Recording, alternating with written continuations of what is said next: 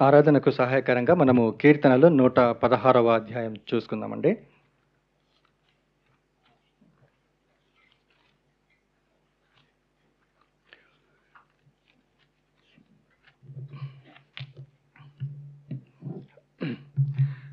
ఆమ్, నేను చదువుతాను. ఇది మనం 3వ వచనం నుంచి మొదలు పెడదాము.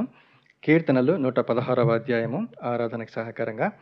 ఆమ్, ఈ ఉదయకాలపు ఆరాధనకి శీర్షిక మనకు నెమ్మదిని కలుగజేసేటువంటి దేవుడు, నెమ్మదినిచ్చేటువంటి దేవుడు, క్షేమమునిచ్చేటువంటి దేవుడు.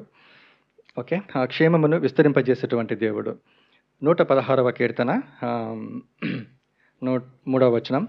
మరణ బంధములు నన్ను చుట్టుకొని ఉండెను, పాతాళపు వేదనలు నన్ను పట్టుకొని ఉండెను, శ్రమయు దుఃఖమును నాకు కలిగెను. సో మరణ బంధములు అంటే మనము ఎలా అర్థం చేసుకోవచ్చండి? ఒక ఉదాహరణ ఏమైనా చెప్పగలరా? మరణ బంధములు అంటే ఉదాహరణకి పక్షుల్ని పట్టుకోవడానికి కొంతమంది వేటగాళ్ళు ఏం చేస్తారు? వల ఒడ్డుతారు కదా. వల అవి దేంతో తయారు చేస్తారండి? నైలాన్ థ్రెడ్తో అట్లా చేస్తారు. ఒకసారి ఆ పక్షులు అందులో చిక్కుకున్నాయంటే అందులోంచి బయటపడడం కష్టం, తప్పించుకోలేవు. అవి వలలో చిక్కుకున్న తర్వాత అవి దాదాపు మరణ బంధకాల్లో చిక్కుకున్నట్లే లెక్క. వాటిని తర్వాత ఏం చేస్తారంటే అమ్మేస్తారు లేదా చంపి తినేస్తారు.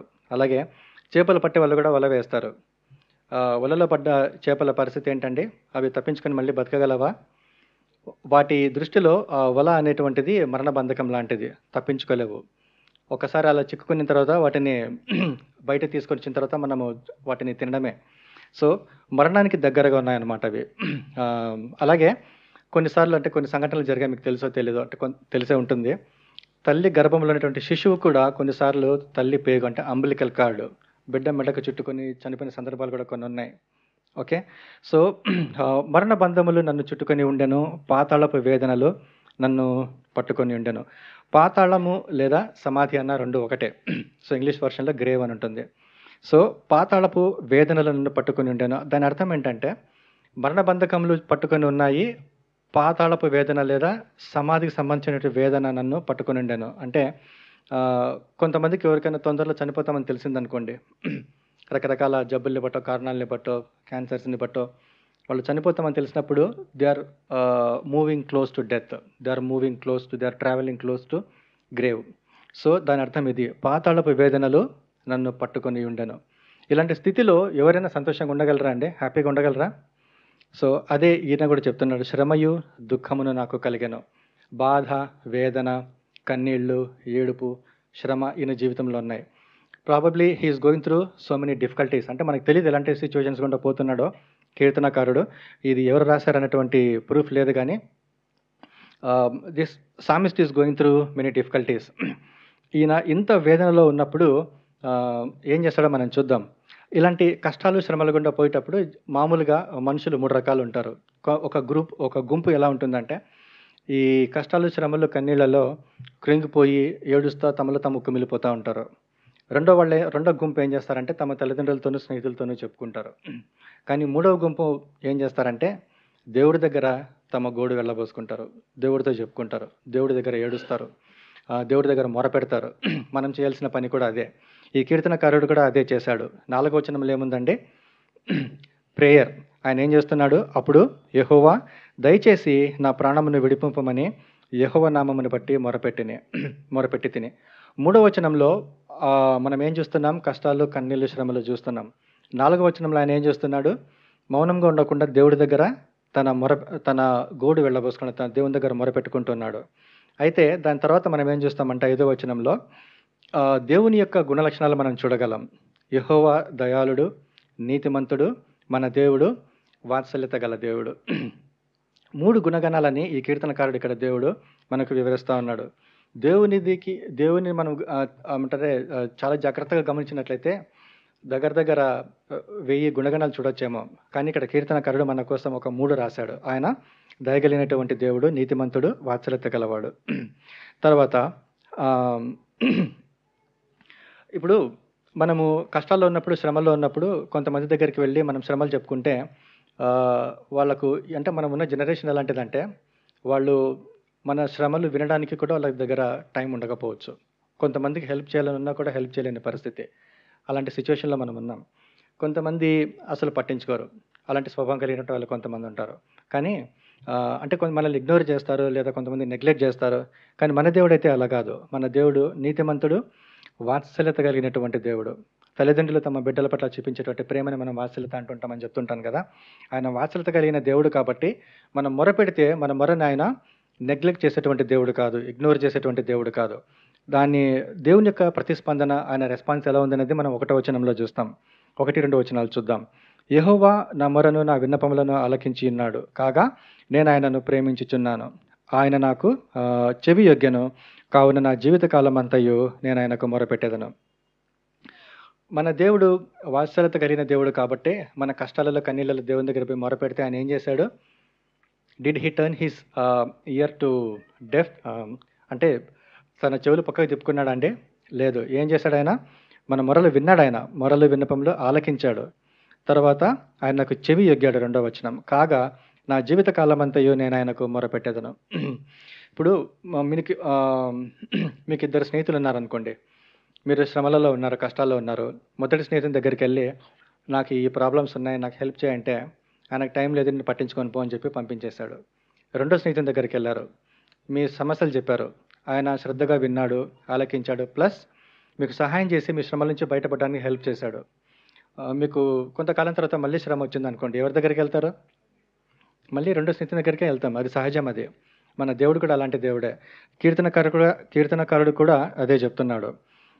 నా దేవుడు నాకు చెవి యొగ్గి ఆయన ఆలకించి నాకు సహాయం చేశాడు కాబట్టి నా జీవిత కాలం అంతా నేను ఆయన్ని మొరపెడతాను. ఏ సమస్య వచ్చినా, ఏ కష్టం వచ్చినా నేను life long, through out my life I will cry out to the lord for the help. That's what the psalmist says here. తర్వాత ఆయన చెవి యొగ్గి ఆలకించడం మాత్రమే కాకుండా, hour God is an God who takes an action. ఆయన మన దేవుడు ప్రతిస్పందించేటువంటి దేవుడు. ఆయన రెస్పాండ్ అయ్యేటువంటి దేవుడు. 6వ వచనం చూద్దామండి. ఏం జరిగింది? యెహోవా సాధువులను కాపాడువాడు, నేను కృంగి ఉండగా ఆయన నన్ను రక్షించెను. ఎటువంటి స్థితిలో ఆయన మనల్ని రక్షించాడు? మనం కృంగి ఉండగా, when we were in depression, he lifted us up. మనల్ని పైకి లేవనెత్తిన దేవుడు ఆయన. మనలో ప్రతి ఒక్కళ్ళమండి ఏదో ఒక టైంలో మన జీవిత కాలంలో డిప్రెషన్ గుండా వెళ్తాం. ఓకే, కృంగిన స్థితిలోకి వెళ్ళిపోతాం. కానీ మనుషుల సహాయం కొంతవరకే హెల్ప్ అవుతుంది. కానీ దేవుడు మాత్రమే మనల్ని ఆ డిప్రెషన్ నుంచి బయటికి తీసుకురాగలడు. తర్వాత చాలా కాలం పాటు అనేక శ్రమలు, కష్టాలు గుండా పోయినప్పుడు దేవుడు మనల్ని మన ప్రాబ్లమ్స్ నుంచి 1 by 1 బయటికి తీసుకొస్తాడు కదా. శ్రమల నుంచి బయటకు వచ్చిన తర్వాత వీ ఫీల్ రిలాక్స్. మనం రిలాక్స్ అవుతాం, లేదా దాన్ని ఏమంటారు, హృదయం తేలిక పడుతుంది కదండి. రిలాక్స్ అయినప్పుడు కీర్తనకారుడుకున్నటువంటి ఒక లక్షణం ఏంటంటే తనలో తాను మాట్లాడుకుంటాడు కదా. కీర్తనలు 103వ అధ్యాయంలో కూడా మనం అదే చూస్తాం.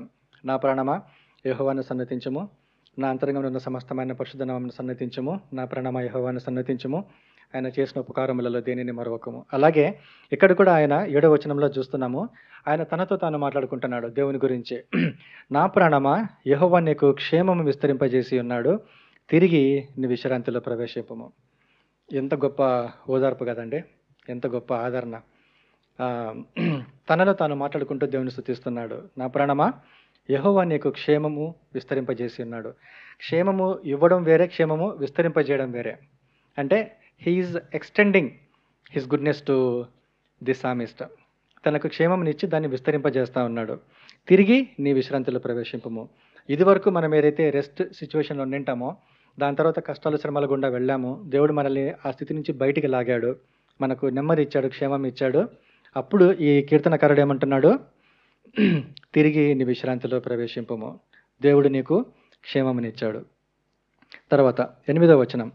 మరణము నుండి నా ప్రాణమును, కన్నీళ్లు విడవకుండా నా కన్నులను, జారి పడకుండా నా పాదములను నీవు తప్పించి ఉన్నావు. ఇది ఎన్నిసార్లు వాస్తవం అంటే మన జీవితాలలో? మన జీవితాలలో కూడా ఇది జరిగిందే కదా. ఇది వాస్తవమే కదా. మనకు తెలుసో తెలియకో దేవుడు ఎన్నోసార్లు మనల్ని కాపాడాడు మరణం నుంచి. మనం రోడ్డు మీదకి వెళ్తే మన కళ్ళ ముందు ఎన్నో యాక్సిడెంట్స్ జరుగుతున్నాయి, మనల్ని కాపాడాడు. కన్నీళ్లు విడవకుండా మన కన్నులను కాపాడాడు. 3వ వచనంలో మనం ఏం చూసామండి? మరణ బంధకములు నన్ను చుట్టుకొని ఉన్నాయి. కానీ ఇక్కడ 8వ వచనంలో ఆయన ఏమంటున్నాడు? మరణము నుండి నా ప్రాణమును. తర్వాత 3వ వచనంలో మరణ బంధములు నన్ను చుట్టుకొని ఉండెను. అలాగే పాతాళపు వేదనలు ప్లస్ శ్రమ, దుఃఖము, వేదన, కన్నీళ్ళు, ఏడుపు ఇవన్నీ ఉన్నాయి. కానీ 8వ వచనంలో ఈయనేమంటున్నాడు? మరణం నుండి దేవుడు నా ప్రాణాన్ని తప్పించాడు. కన్నీళ్లు విడవకుండా నా కన్నులను కాపాడాడు. జారి పడకుండా నా పాదములు తప్పించి ఉన్నాడు. ఇక్కడ జారి పడ్డామంటే లిటరల్‌గా జారి కింద పడ్డామని కాదు గానీ, పాపంలో పడకుండా నన్ను దేవుడు తప్పించాడని దాని అర్థం. ఇంత ఉపకారం చేసిన దేవునికి మనమేం చెల్లించాలండి? మన రెస్పాన్స్ ఎలా ఉండాలి? మన ప్రతిస్పందన ఎలా ఉండాలి?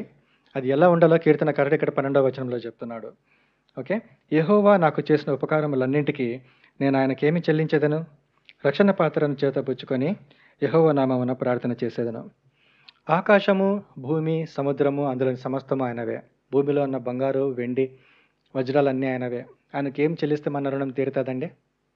ఏం చెల్లించినా మన రుణం తీరదు. కానీ ఒకటి చేయొచ్చు మనం. ఏంటది?